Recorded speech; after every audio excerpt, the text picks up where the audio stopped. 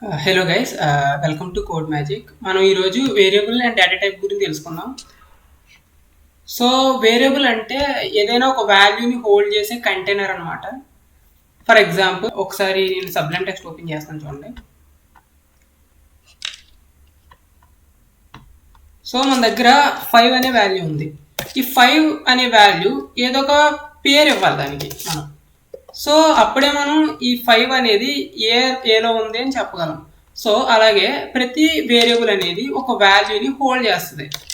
For example let's say B is equal to 30 అని ఇచ్చాను అనుకోండి. సో బి యొక్క వాల్యూ అనేది 30. సో బి అనేది ఇక్కడ మన వేరియబుల్, ఇక్కడ ఏ అనేది వేరియబుల్. ఇప్పుడు మనం ఇక్కడ 5 అనే వాల్యూని స్టోర్ చేసాం. సో 5 అనేది a type of data. So ఇది ఒక integer type of data. For example నేను 30.5 అని ఇచ్చాను. 30.5 అనేది float type of data. Now ఇప్పుడు నేను ట్రూ అని ఇచ్చాను. ఇది boolean type of data.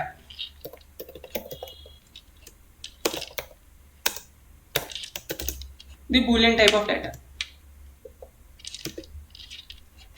Let's say నేను సి అని ఇచ్చాను. సో ఇది character type of data. Character C is equal to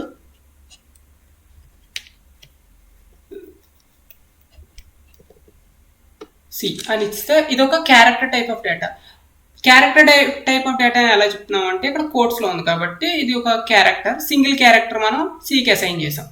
so ఇక్కడ మీరు చూసుకుంటే ఇంటీజర్ ఒక డేటా టైప్, ఫ్లోట్ ఒక డేటా టైప్, బూలియన్ అనేది ఒక డేటా టైప్, క్యారెక్టర్ అనేది ఒక data type.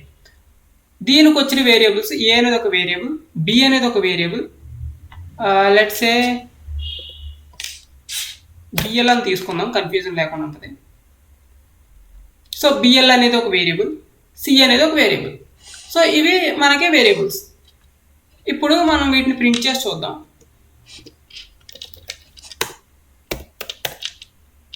system.out.println A. So same thing నేను కాపీ పేస్ట్ చేస్తున్నాను.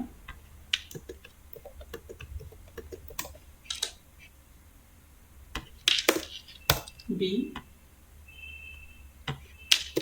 బూలియన్ ఎంసి. ఈ ఫైల్ సేవ్ చేశాను. కమాండ్ ప్రాంప్ట్ ఓపెన్ చేసి మనకి ఫైల్ ఎక్కడ ఉందంటే డెస్క్టాప్ మీద ఉంది. సో డెస్క్టాప్ మీదకి రీడైరెక్ట్ అవ్వాలి. ఇప్పుడు మనం డెస్క్టాప్ మీద ఉన్నాం. CD space desktop.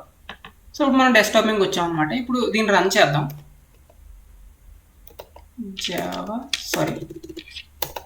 Java C code magic dot Java. ఒక ఎర్రర్ ఇస్తుంది చూడండి. Float B is equal to 30.05 దగ్గర ఎర్రర్ ఇస్తుంది. ఎందుకు ఎలా ఇస్తుంది అంటే ఇది ఫ్లోట్ అని ఐడెంటిఫై చేయాలి అంటే మనం చివరిన ఎఫ్ యాడ్ చేయాలి. సో ఎఫ్ యాడ్ చేసి సేవ్ చేశాను.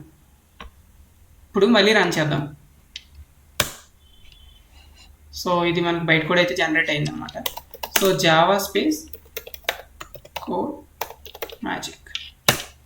నౌ యూ కెన్ సీ మనం చూడొచ్చు ఇప్పుడు ఇంటిజరు, ఫ్లోట్, బూలియను, క్యారెక్టర్ అని వచ్చాయి. సో మనం తెలుసుకోవాల్సింది ఏంటంటే ఇవే కాకుండా దీనికి రేంజెస్, డిఫరెంట్ రేంజెస్ ఉన్న డేటా టైప్స్ ఉన్నాయి. సో ఇంటికన్నా చిన్నవి 2 ఉన్నాయి. అది ఒకటి బైట్, రెండోది షార్ట్. ఇంటికన్నా పెద్ద డేటాని హోల్డ్ చేయాల్సి వచ్చినప్పుడు లాంగ్ అనే ఒక డేటా టైప్ ఉంది. So my byte is equal to 100. My short is equal to 3000. My long is equal to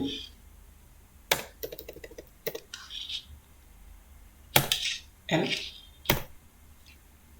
so ఇవి డిఫరెంట్ హోల్ నెంబర్ని హోల్డ్ చేసే డేటా టైప్స్ అనమాట. సో మనం హోల్ నెంబర్స్ ఏవైనా ఇచ్చుకోవచ్చు ఇందులో. ఫ్లోటింగ్కి ఇంకా ఎక్కువ డేటాను హోల్డ్ చేయాలి అన్నప్పుడు డబల్ వాడతాము. Double D is equal to 70.99 D. So ఇవి మనకి ప్రిమిటివ్ డేటా టైప్స్ అనమాట. ఈ 8 వాటిని ప్రిమిటివ్ డేటా టైప్స్ అంటాం. నాన్ ప్రిమిటివ్ డేటా టైప్స్కి వచ్చేసరికి యారేస్ అని, స్ట్రింగ్స్ అని, లిస్ట్ అని, సెట్ అని ఉన్నాయి. అవి మనం తర్వాత మాట్లాడుకోవచ్చు. అండ్ ప్రస్తుతానికి అయితే ఇవి మన ప్రిమిటివ్ డేటా టైప్స్. సో వీటిని కూడా ప్రింట్ చేసి చూద్దాం.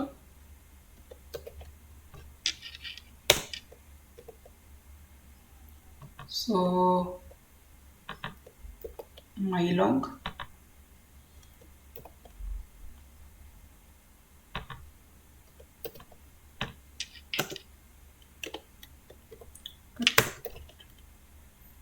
సో mybyte ని కూడా ప్రింట్ చేస్తున్నాను. mybyte, myshort,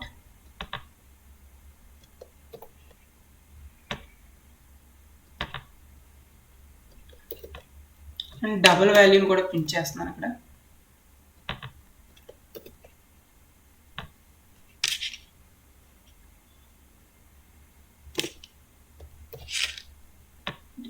నాకు సేవ్ చేశాను. సేవ్ చేసి ఆల్రెడీ మనం డెస్క్టాప్ మీద ఉన్నాం కదా, Java code magic .Java. So ఇది రన్ అవుతుంది. Java space code magic. ఇప్పుడు చూడొచ్చు మీరు అన్ని డేటా టైప్స్ని ప్రింట్ చేసింది. సో ఈ డేటా టైప్ రేంజెస్ అనేవి ఒక్కొక్క డేటా టైప్కి ఒక్కొక్క డేటా టైప్ రేంజ్ ఉంటుంది. అవన్నీ మీకు స్క్రీన్ మీద ఇస్తాను, ఒకసారి చూడండి. బైట్ అనేది మనకి పాజిటివ్ నెంబర్ 127 దాకా తీసుకుంటుంది. మీరు 127 తర్వాత ఇచ్చి తీసుకోమంటే బైట్ తీసుకోదు. సో అలాగే ప్రతి డేటా టైప్ ఒక్కొక్క రేంజ్ ఉంటుంది. ఆ రేంజ్ దాటి మీరు ఇచ్చినప్పుడు అది తీసుకోదు. సో మనకు కావాల్సినప్పుడు ఏ డేటా టైప్ కావాలో దాన్ని మనం చూస్ చేసుకొని రిక్వైర్మెంట్ని బట్టి ఆ డేటా టైప్ యూజ్ చేసుకుంటాం అనమాట. సో ఇది ఈరోజు friends. Thank you so much.